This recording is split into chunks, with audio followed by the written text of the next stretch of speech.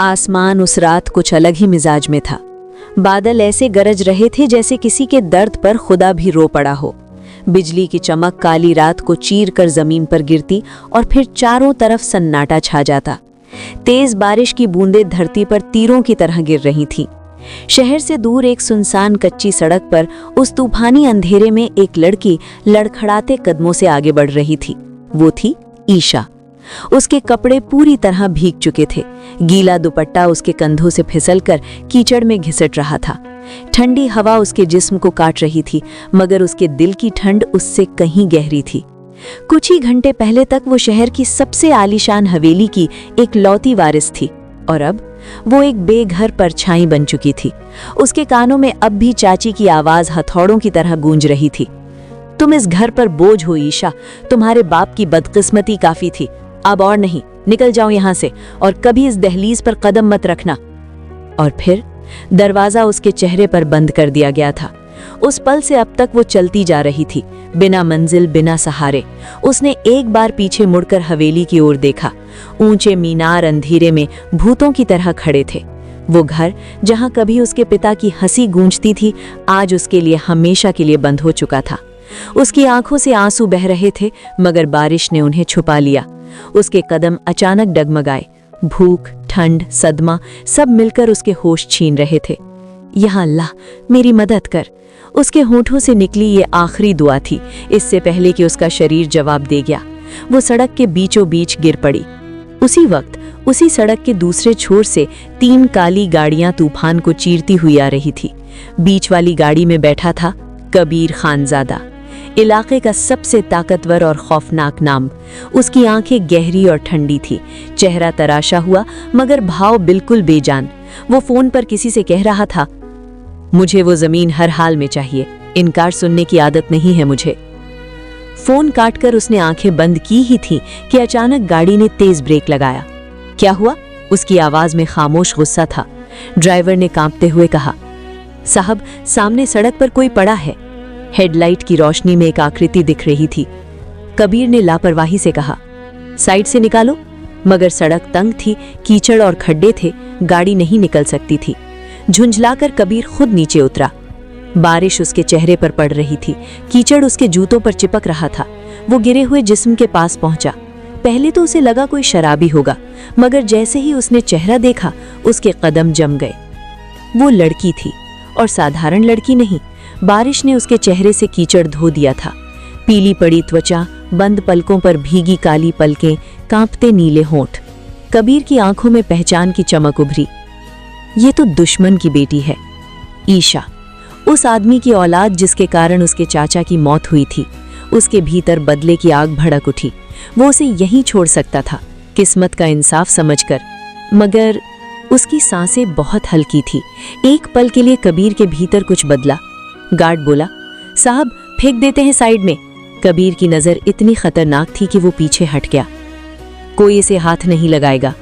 और फिर वो आदमी जिसने आज तक किसी औरत को अपनी कमजोरी नहीं बनने दिया था, कीचड़ में घुटनों के बल बैठ गया। उसने ईशा को अपनी बाहों में उठा लिया।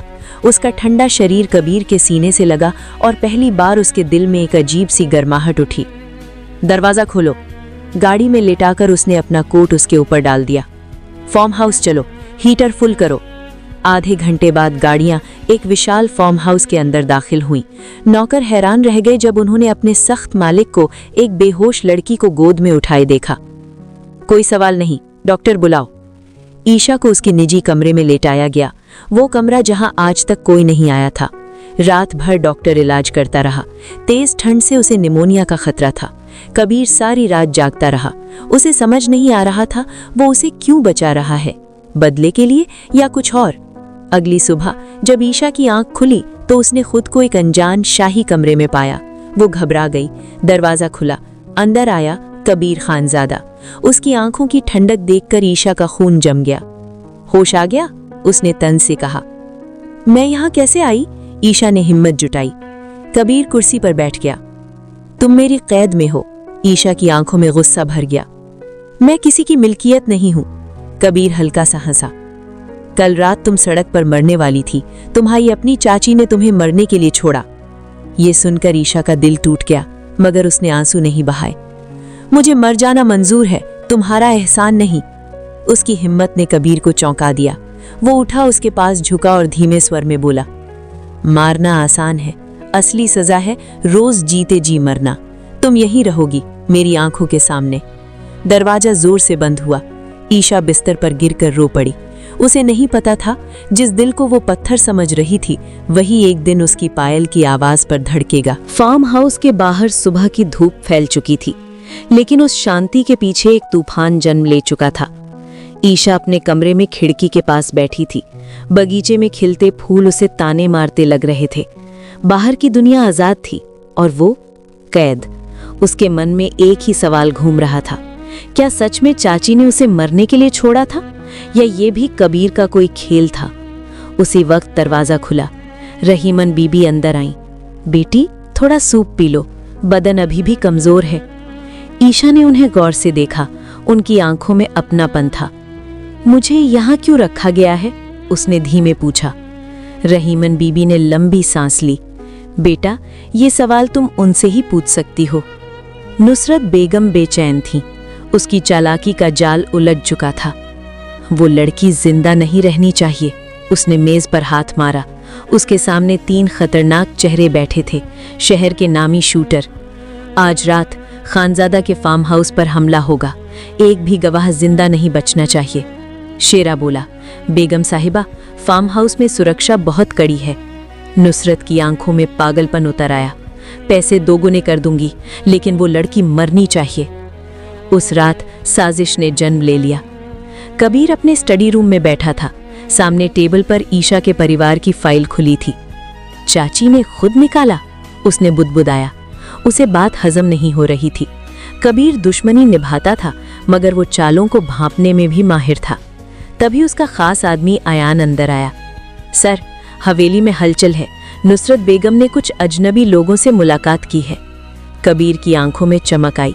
किसी बड़े खेल की तैयारी है। उसने तुरंत आदेश दिया, सुरक्षा दोगुनी करो और आज रात कोई भी गार्ड अपनी पोस्ट नहीं छोड़ेगा। शाम, ईशा का विद्रोह। ईशा अब डर से ज्यादा गुस्से में थी। उसने कमरे से बाहर निकलने की कोशिश की। दरवाजा खुला था, लेकिन बाहर 2 गार्ड खड़े थे। मुझे बाहर जाना है, उसने दृढ़ स्वर में कहा। गार्ड ने सिर झुका दिया। हुक्म नहीं है। ईशा की आंखों में आग जल उठी। मैं कैदी नहीं हूं। तभी पीछे से भारी आवाज आई, हो भी और नहीं भी। कबीर। वो धीरे धीरे उसके पास आया।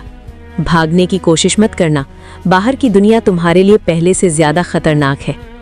ईशा ने तिरस्कार से कहा, या शायद तुमसे कम खतरनाक। कबीर की आंखों में एक पल के लिए गुस्सा चमका, मगर अगले ही पल वो शांत हो गया। आज रात अपने कमरे से बाहर मत निकलना। क्यों?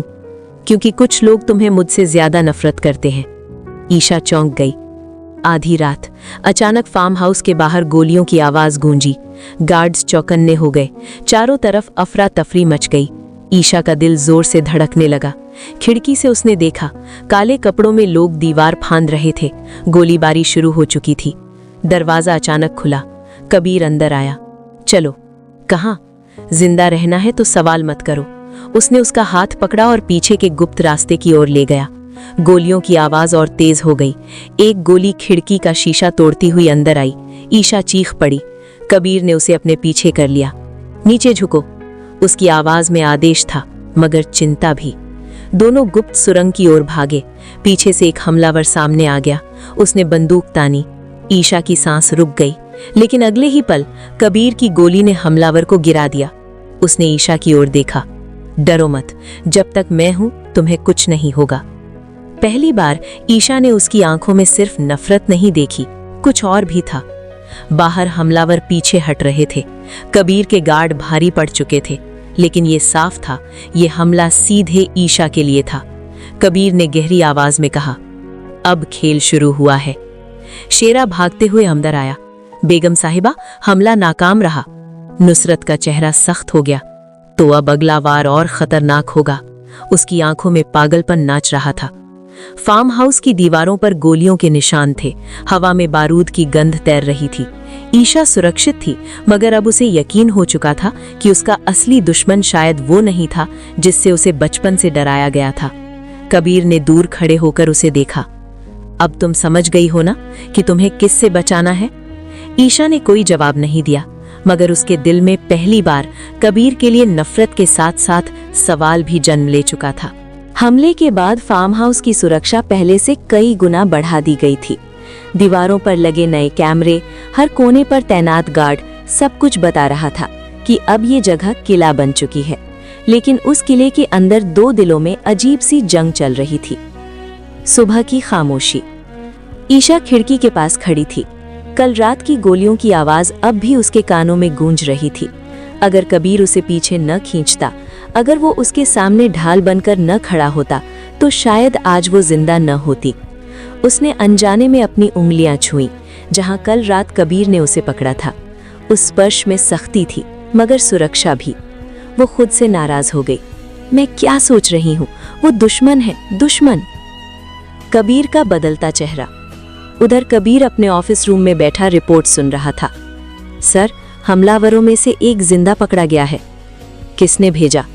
कबीर की आवाज ठंडी थी। नाम नहीं बता रहा, लेकिन हवेली के आसपास उसे देखा गया था। कबीर की मुट्ठियां भिंच गईं। अब उसे यकीन हो गया, ये हमला ईशा को खत्म करने के लिए था, और इसका मतलब था साजिश घर के अंदर से थी। सामना। दोपहर को कबीर खुद ईशा के कमरे में आया। ईशा ने उसकी ओर देखा।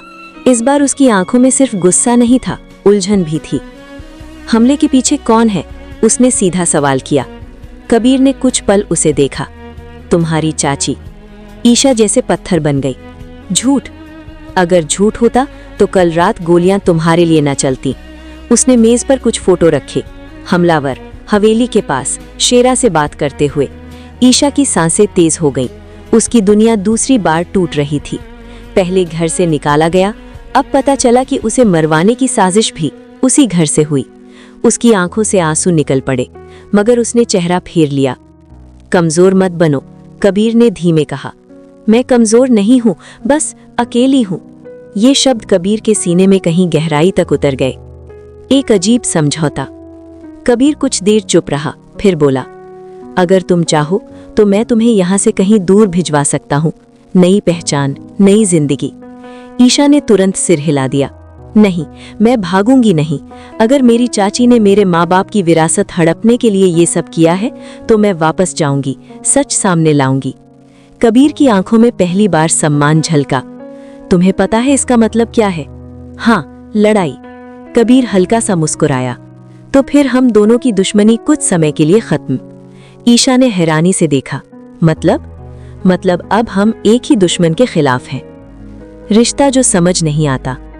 दिन बीतने लगे। ईशा अब फार्म हाउस में खुलकर चलने लगी थी, मगर सुरक्षा घेरे के अंदर।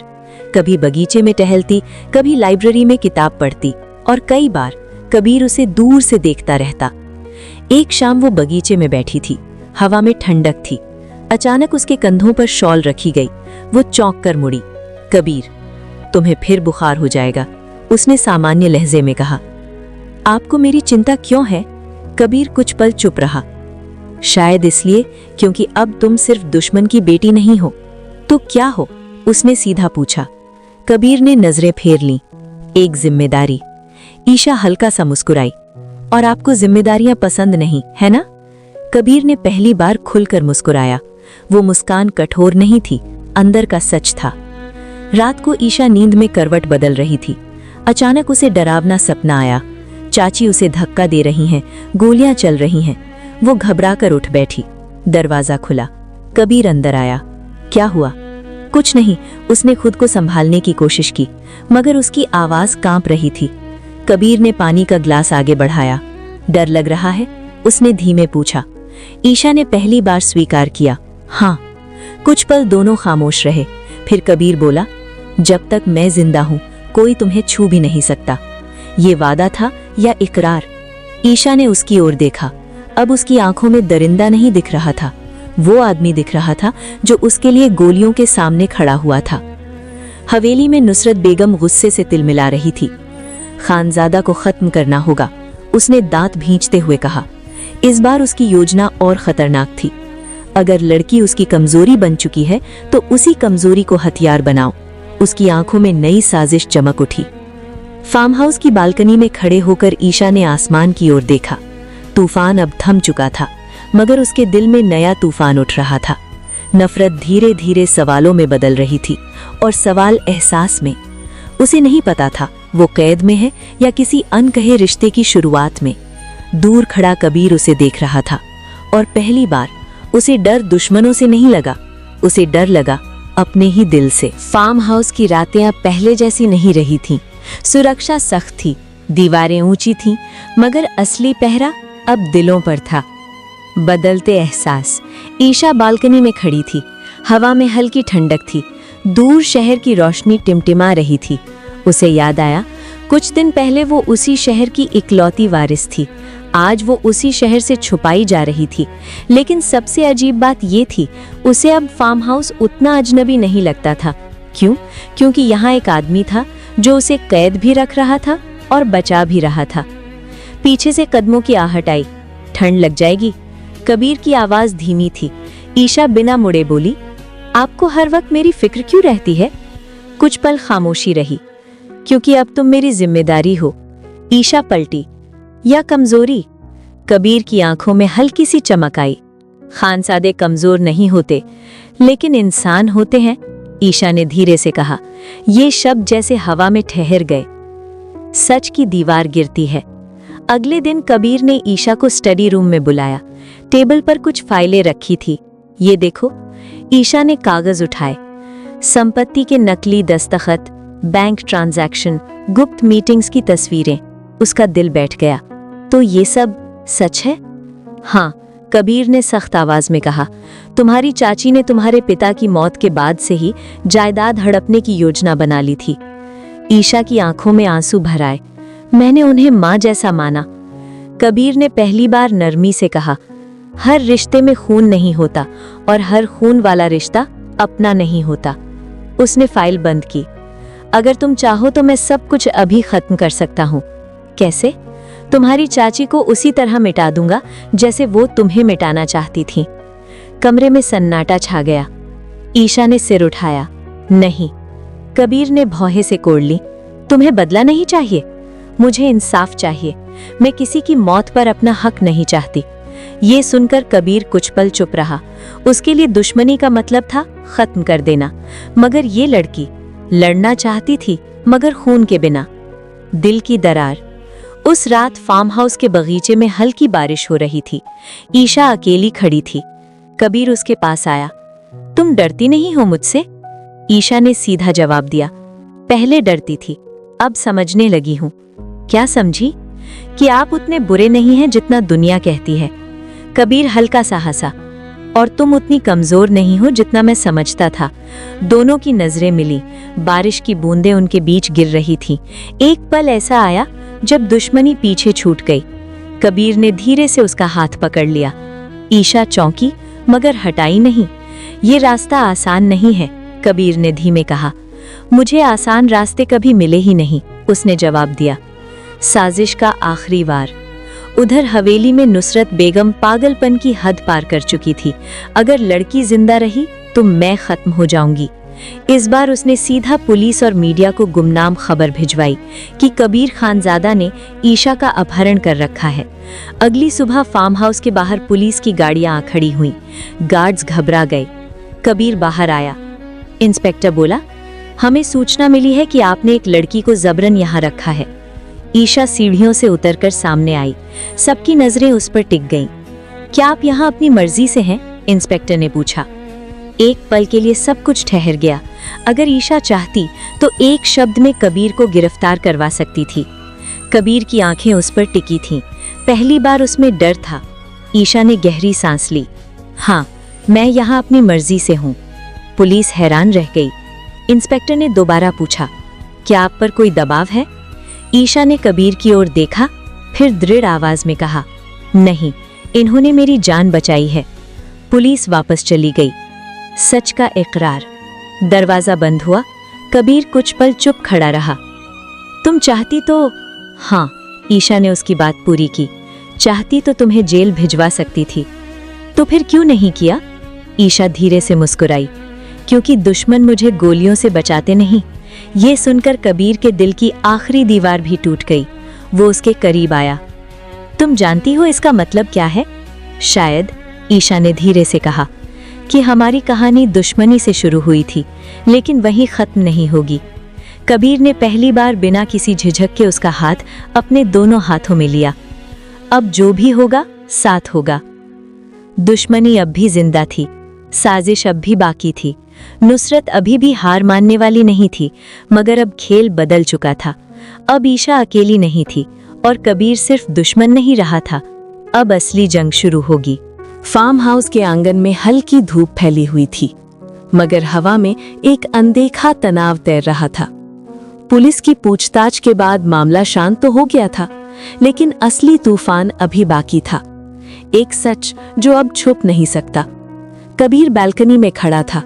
उसके हाथ में वही फाइल थी, जायदाद के कागज, नकली दस्तखत, हवेली के लेन देन। पीछे से ईशा की आवाज आई, हम कब तक छुपेंगे? कबीर ने मुड़कर उसे देखा। छुप नहीं रहे, तैयारी कर रहे हैं। किस बात की? तुम्हारी वापसी की। ईशा की आंखों में हल्की चमक उभरी। हवेली? हाँ, अब वक्त आ गया है सच सामने लाने का। इकरार। शाम ढल रही थी। बगीचे में वही जगह जहां कभी दुश्मनी खड़ी थी। ईशा धीमे कदमों से कबीर के पास आई। एक बात पूछूं? पूछो। अगर मैं तुम्हारी दुश्मन की बेटी ना होती तो क्या तब मुझे बचाते? कबीर कुछ पल चुप रहा, फिर उसने पहली बार दिल से जवाब दिया, शायद नहीं, क्योंकि तब मैं तुम्हें जानता ही नहीं। ईशा हल्का सा मुस्कुराई। और अब? कबीर उसकी आंखों में देखते हुए बोला, अब अगर पूरी दुनिया तुम्हारे खिलाफ हो जाए तो भी मैं तुम्हारे साथ खड़ा रहूंगा। हवा जैसे थम गई। ईशा की पलकों ने झुककर उस इकरार को स्वीकार कर लिया। तो सुन लो, उसने धीमे कहा, मैं भी अब तुम्हें दुश्मन नहीं मानती। ये शब्द इकरार थे, धीमे मगर सच्चे। इम्तिहान। उधर हवेली में नुसरत बेगम का सब्र जवाब दे चुका था। कल प्रेस कॉन्फ्रेंस होगी, उसने ऐलान किया। मैं सबके सामने कहूंगी कि खानजादा ने लड़की को फुसलाया है। शेरा बोला, अगर लड़की खुद सामने आ गई तो? नुसरत की आंखों में जहर उतर आया। तो वो सामने नहीं आएगी। उसने आखिरी चाल चली। हवेली के पुराने नौकरों को धमकाकर झूठी गवाही तैयार करवाई गई। हवेली की वापसी। अगले दिन कबीर की गाड़ियों का काफिला हवेली के सामने रुका। पूरा शहर खबर सुन चुका था। मीडिया, पुलिस, पड़ोसी सब जमा थे। नुसरत बेगम सीढ़ियों पर खड़ी मुस्कुरा रही थी। देखो, खानजादा खुद मेरे दरवाजे आया है। गाड़ी का दरवाजा खुला। पहले कबीर उतरा, फिर ईशा। सब हैरान रह गए। नुसरत का चेहरा एक पल को फीका पड़ गया। ईशा, बेटा, तुम ठीक हो? उसने नकली चिंता दिखाई। ईशा ने उसकी आंखों में सीधा देखा। चाची, आज सच बोलने आई हूँ। भीड़ खामोश हो गई। ईशा ने मीडिया के सामने दस्तावेज रखे। ये मेरे पिता की जायदाद के असली कागज हैं और ये नकली। पत्रकारों में हलचल मच गई। कबीर पीछे खड़ा था, मगर उसकी नजर हर खतरे पर थी। नुसरत चीखी, ये सब झूठ है, खानजादा ने इसे बहका दिया है। ईशा की आवाज अब पहले से मजबूत थी। जिसने मुझे मौत के मुंह में धकेला वो मुझे बहका नहीं सकता। ये सुनते ही भीड़ में कानाफूसी शुरू हो गई। आखिरी वार। अचानक शेरा ने गुस्से में बंदूक निकाल ली। बहुत हो गया। सब कुछ एक पल में बदल गया। निशाना ईशा। धाएं। गोली चली, लेकिन ईशा तक पहुंचने से पहले कबीर उसके सामने आ चुका था। गोली उसके कंधे को छूती हुई निकल गई। भीड़ चीख उठी। गार्ड्स ने तुरंत शेरा को पकड़ लिया। नुसरत बेगम के चेहरे से नकाब उतर चुका था। पुलिस ने उसे गिरफ्तार कर लिया। खून से लिखा इकरार। ईशा ने कांपते हाथों से कबीर को संभाला। आप पागल हैं, ये क्या किया आपने? कबीर दर्द में भी मुस्कुराया।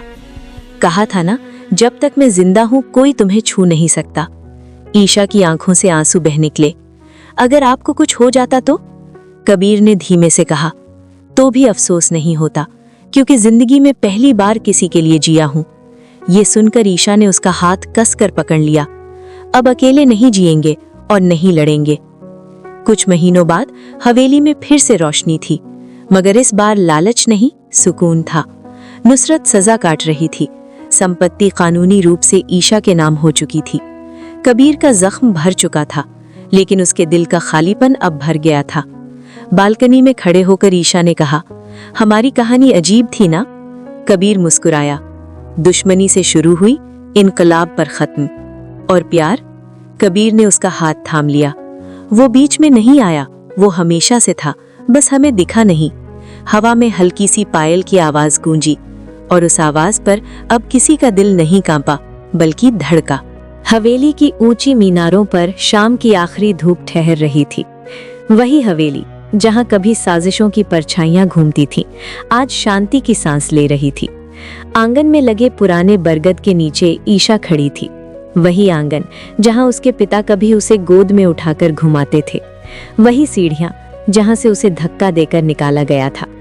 आज वो फिर उसी दहलीज पर थी, मगर टूटी हुई लड़की की तरह नहीं, अपनी पहचान के साथ। उसने आसमान की ओर देखा। अब्बू, मैंने आपका घर बचा लिया। हवा चली, जैसे किसी ने दुआ दी हो। कबीर जो दरिंदा नहीं था।